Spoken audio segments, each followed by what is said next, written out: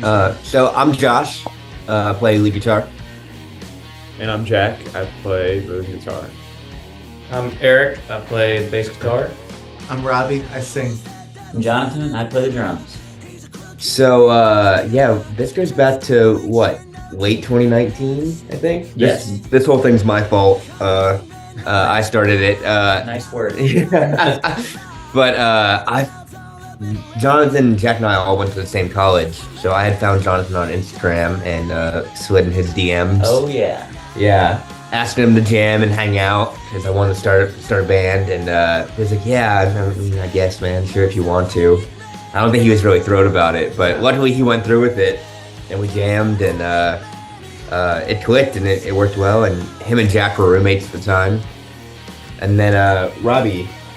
I was auditioning at the Bluebird for a songwriting round, and one of his friends saw me, and they came up to me and they told me two things. One that you never want to hear, but you hear all the time, which is, "Hey, I got a friend and he's in an awesome band. You gotta check him out. He's a singer." Yeah, an awesome band that doesn't have a singer. Yeah. Yeah, exactly. And then they told me something that was like a backhanded compliment, like, "You're a great singer, but this isn't what you should be doing." It's a rock and roll voice. It's not a singer-songwriter voice. So that was how I got in. And then right here, And then Finally. they found me on the side of the road. No, there was Roadkill.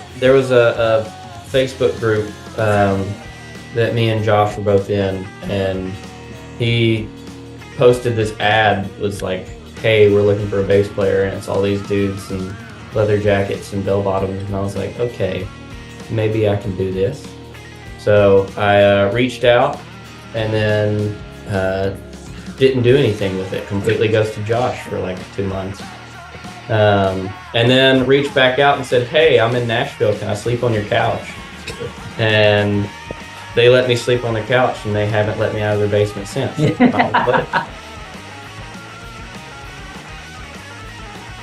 I always have to say we're a rock and roll band with an emphasis on the roll part. You know, it's like that funky, bluesy, kind of dancey side of rock, you know? Nothing too heavy, but just kind of has a good groove to it.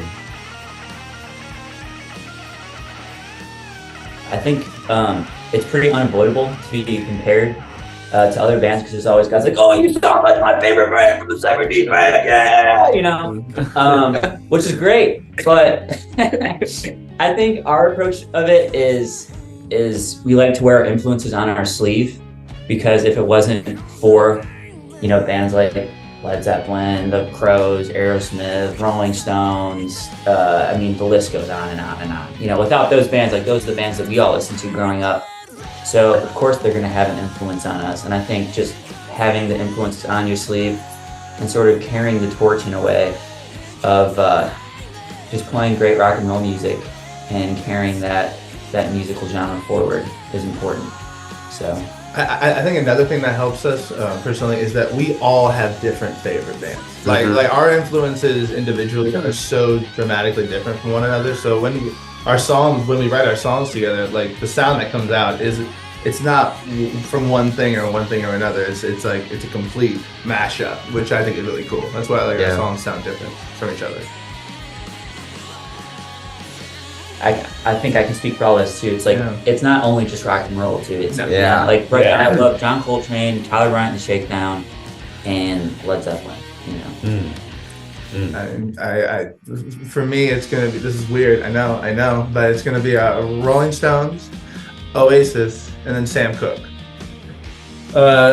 Right now, I've been listening to a lot of Etta James, Screamin' Jay Hawkins, and Beatles. Because the Beatles just released a song, so weird in our lifetime, but it's okay. I'm here for it. Yeah, I mean, for me, Aerosmith is my big one. But then also I love, Jeff Beck and like the early British blues guitar player guys. And then I've been going through a lot of like Paul McCartney's solo albums lately, all the Wings stuff. But I guess for me, it would probably be CCR, and then Boston's always a nostalgic thing for me, so I'll listen to Boston here and there all the time. And then I just checked my phone, my Spotify, to see what I was listening to on the way here, just as a refresher, and it was Huey Lewis. So it was I Huey have Lewis. been jamming to some Huey Lewis. It was AC/DC for the. No. I had a big Oh, AC/DC okay. phase last week, but it was only for last week. The name Ace Monroe came from somebody that was in my microeconomics class, which is funny because I was trying to come up with a band name in class while the teacher was going through roll call, and then he said Ace Monroe, and it hit me like a ton of bricks. Just like, boom! All right, that's the band name, Ace Monroe. That's so cool. Except I didn't know him or anything. So then I went up to him in the next class and I was like, hey, Ace, I'm Jonathan. You don't know who I am at all. I sit in the back of class. But I'm in a rock and roll band and we need a really cool name. You have a really cool name. What do you say we let us use her name? And he was just like, yeah, sure, dude. That's fine. I'm like, really? Yeah. I'm like, all right, cool. Yeah. So it was because of Mr. Ace Monroe that we got our name. Well, his parents really. So Yeah. we are eternally grateful to Ace and Monroe family. Yeah. They're good people. I think we've met the whole family at this Yeah. point, right? Yeah. At Yeah. his graduation, the entire family took a picture with Ace Monroe shirts. Like, Yeah. it was fun. Yeah. Yeah, so it's pretty sweet that he let us use his name because Yeah. he's got the coolest name on the planet. Gosh, the effect of social media is, I don't know, I tell everyone from in March is when we really experienced that like blow up. I tell people like the fastest way to get your name out there is through social media. Like it's necessary as a band, and you know, band's a business, so you got to market your business. And it's definitely provided us an opportunity to get in front of millions of people, I guess, Yeah. now. Yeah. Because you just keep posting. You got to be consistent at it. Keep getting your stuff out there, new stuff every day, and it's a grind, but it's definitely worth it. And it's crazy because we've seen people come out to our shows now. Like I don't know, we've been Columbia. all over the Northeast Yeah. now. Cities we've never been before. Yeah, crazy. And like people are like, oh, like just like you, Nick. Like people are like, oh, we saw you on TikTok, and it's like, it's wild just to think that one little 10-second video, you know, can get you so far. So it's a blessing and a curse. It really is. Yeah. Social media, but I never expected to be filming as much content as we did. Yeah. When I joined, because I came from work for hire work, so it wasn't like I wasn't in the videos or anything. I didn't know anything about, you know, having to be a part of it. But now we have content days. And Yeah. Jack will be behind the camera directing us. Yeah. Super rock and roll. Yeah. It's like, all right, everyone has a mandatory good attitude. Yeah. I know. I say, I usually pull up an inspirational quote, and then I say there will be no bad attitudes And tolerated. he goes 750,000. Yeah, exactly. Because once you get one, it's like, oh, like, you know, then it's truly like a dopamine hit, which is not great. Yeah. But like it's also like you want to get the next one, and so you just keep grinding, you know, and then eventually, hopefully, you do. Yeah. I think it always starts as like we're a live band when it really comes down to it, you know, and I think that's where rock and roll really thrives. But I think so. We always start with like, oh, this would be so cool live. And then, you know, in the fine tuning process, you kind of have to stop and think about it for a second. But also, like, you have to like recognize that not every song is going to be built for that, and you can't make every song built for that. But you know, some of them lend themselves that way already. So you just kind of dig in on those ones, you know.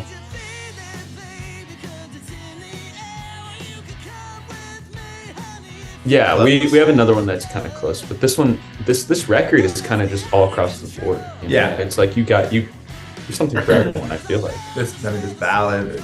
Yeah. Yeah, there's a blues track. There's a, you know, the hard and heavy one, and there's the more like kind of summery, like feel good dancey thing. Yeah. Yeah, So it's like the Elvis rap or something for everybody. Yeah. Yeah, Oh, I that know. is tough. I know too. Yeah, Hangman's my favorite. Yeah. Well, I was gonna say the same thing. Well, that could you're be allowed to favorite you're allowed too, to, you're allowed to have Okay. the same favorite. Okay. Yeah, I mean, not I guess there's that's 4 like- singles and 5 of us, so 2 Yeah. of us have to. Give me some. Yeah. bro. Yeah. I think for me it's Summer Heat, just because it was the first song we wrote for the record. Well, technically, Hangman was the original idea that we had a while, but The first completed one. yeah, the first completed idea was that week. So. Yeah, I think mine is also Summer Heat. I think that there's a charm with that one because that was like the first song that we all wrote together as a group in this little log cabin in North Carolina. Yeah.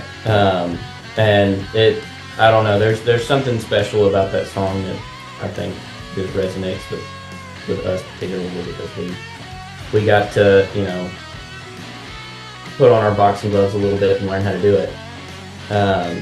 So, yeah. I'm gonna go with the Hangman.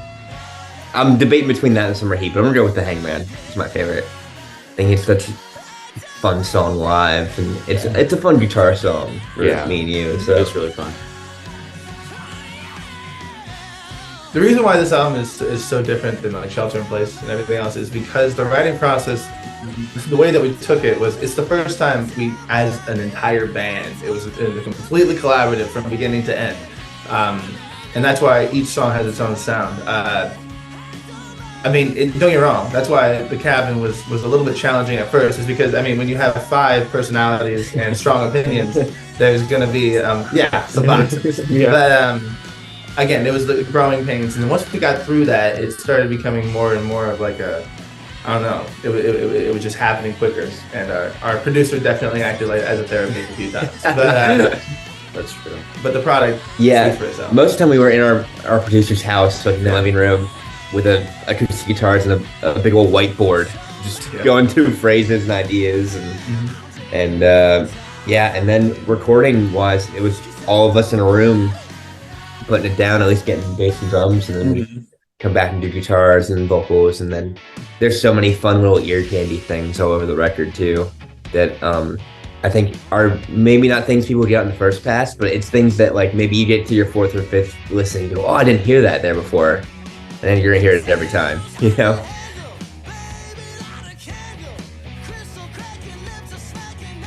There's a creative outlet there that's completely different from playing live.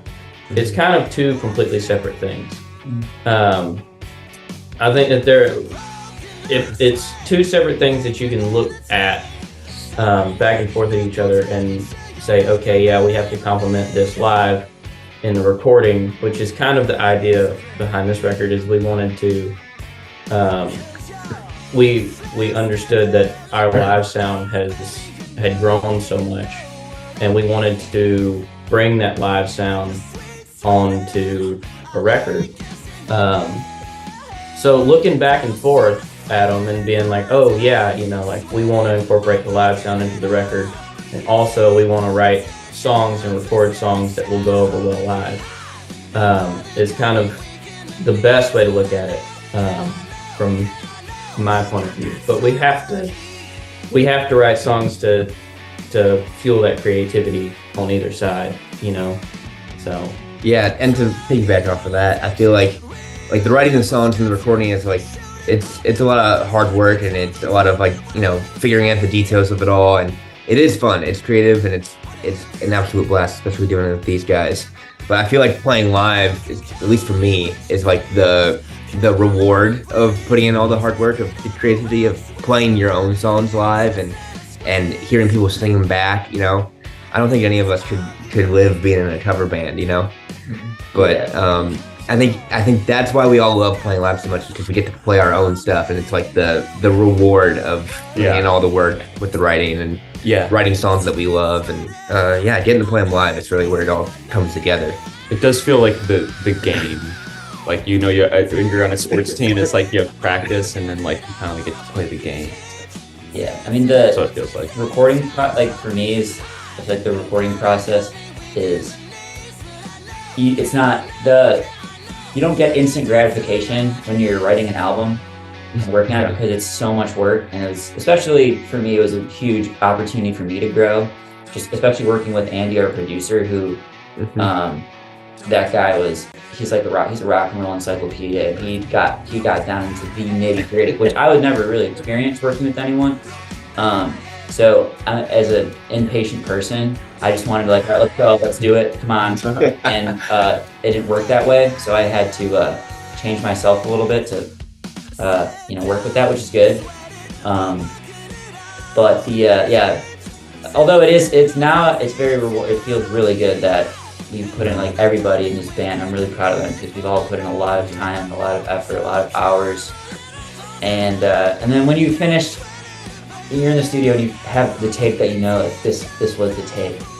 Then you feel like $1 million. It's great.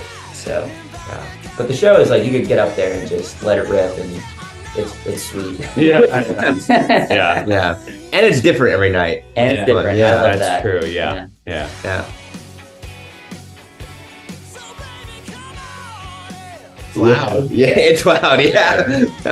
I'm But not usually- too loud. I'm usually fighting to try to keep up and hear myself because it's just such a high adrenaline, I guess. Like especially once you get past the first 3 songs, I mean, like it's just nonstop for the most part. I feel like most of the time, like it depends on set length. Yeah, that's true. Like most time, if it's a shorter set, like if we're opening up for somebody, or if we just have a shorter set, it's 30 to 45 minutes of just pounding the audience in the face with as much sound as we can, and as much intensity and high energy like stage presence, and but the longer shows that we've been able to do, it's still the same thing. I was gonna say. Yeah. It's I would call it a cathartic experience. I feel like all of us, when we're, you're driving very long distances and we're all in our SUV with our trailer just all crammed in there. And then we all get out and then it's time for the show finally. Yeah. And everyone's just like, let's just, Yeah. And every spread it all song's out. a little faster. and everything's a little bit faster. Oh, It's because of yeah. me. Yeah. Yeah. Makes my life But hard. yeah, no, when people are dancing and singing Yeah. along, it's a good time. It's definitely not a hands on the rail headbanging show. It's more Yeah. of like it's more of a like Yeah, no- dancing, grooving, Yeah. sort of. No one's show. opening the pit or anything No, like that. no, Yeah. no, yeah, Yet. Yeah. yeah. I don't know. No, I don't ever see that happen. Yeah, I will say That makes my favorite thing is that when we do play live, well, what we've found is that there are certain songs that if the crowd doesn't know us and we're having fun, that at a certain point in the song they'll be singing the chorus. That's with us. true. And Don't mind that's like that. Really, really cool. So I mean, like that's what it is. It's a party. It's not like Yeah. I said. It's not like a head just hang thing. Yeah. It's something. Positive experience. I feel like. Yeah. So we, after the show too, like, we go up to hang out at the merch booths and talk to fans and meet people, and that's always really fun. Just because you get to connect with people with that and bring them joy through music. So I think just generally speaking, it's positive and fun. So, Yeah. Yeah. I think that's a huge part of what makes our live set a little bit different, is that the audience isn't like, I feel like there's usually a barrier between the stage and the audience. Sometimes it shows, and like the audience can see the band, they can hear the band, but they're not a part of the band. And I feel like that's what makes us special, is we try to break that barrier down on stage and make them just as much part of the show as we are. We literally break the barrier. Yeah. There's a We bring barricade. a sledgehammer. We it's put it in the U-Haul and we just take it. Yeah. Yeah. New album out next Friday. Self-titled, Ace Monroe. November 17th. Yeah. I feel like we said earlier, everybody really, contributed 100% on this one, and it was the first time the whole band got together, and that's why we went with self-titled on this one. Just because it feels like we really stumbled into what Ace Monroe sounds like. But yeah, that's out next Friday. We have an album release show Here in Nashville? Here in Nashville. Exit in. Yeah, but and that's our last show of the year. But we're planning out our tour dates for early next year. Mm-hmm. So and those will be announced on our Instagram when those get finalized. And Instagram, TikTok, Ace Monroe Band. Facebook, YouTube, just Ace Monroe. What am I forgetting? The website's acemonroe.com. .com. Yeah. if you search H. Yeah, you'll find us Yeah. somehow. A picture of that guy. Maybe an Ace Hardware in Monroe, Georgia. Yeah, you'll Yeah. probably find it in Yeah, Monroe, yeah. Monroe, Georgia also. Yeah.